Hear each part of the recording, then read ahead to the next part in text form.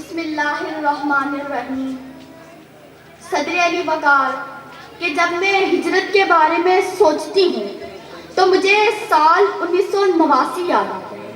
علی وقار ایک ایسا سال جس میں بھارتی افواج کے ہاتھوں کیے گئے بہت سے مظالم بہت سے کشمیریوں کو اپنے عزت کے تحفظ اور جان کی بقا کے لیے آزاد کشمیر کی طرف رخ کرنے پہ مجبور کیا۔ صدر علی وقار بگڑتے ہوئے حالات اور بڑھتی ہوئی تشدد کی لہر نے ہزاروں کشمیریوں کو اپنے آبائی گھروں، اپنی زمینوں اور اپنے تمام خوابوں کو پسے پشت ڈال کر مقبوضہ کشمیر کو خاموش آہوں اور سسکیوں میں الوداع کہنے پہ مجبور کیا۔ مگر صدر علی وقار یہ کہانی مایوسی کی کہانی نہیں ہے بلکہ عزت اور ہمت کی کہانی ہے۔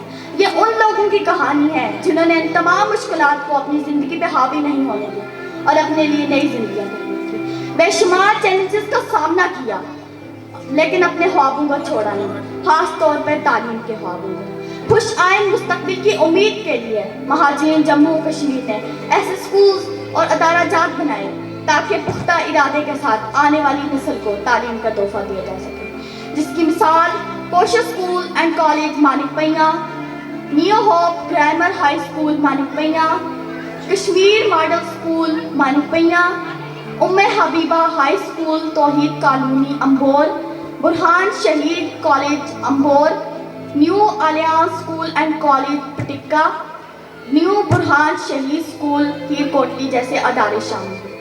صدر علی وقار بے شمار مشکلات کا سامنا کرنے کے باوجود انہوں نے ایسے ادارے بنانے کے لیے انتھک محنت کی جو ان کے بچوں کو بااختیار بنائے۔ تعلیم کے لیے ان کا جذبہ اور مشکلات کا سامنا کرتے ہوئے ان کی لچک نے نسلوں کو متاثر کیا۔ آج ہم ان کی میراث کا احترام کرتے ہیں اور کشمیر کے کاج کے لیے اپنے عزم کا ارادہ کرتے ہیں۔ آئے ہم ان اسکول اور جس کمیونٹی کی وہ خدمت کرتے ہیں ان کی حمایت جاری رکھتے ہیں، کیونکہ تعلیم کے ذریعے بلاخر ہم آزادی اور انصاف حاصل کریں۔ مہاجرین جموں و کشمیر زندہ باد۔ شکریہ۔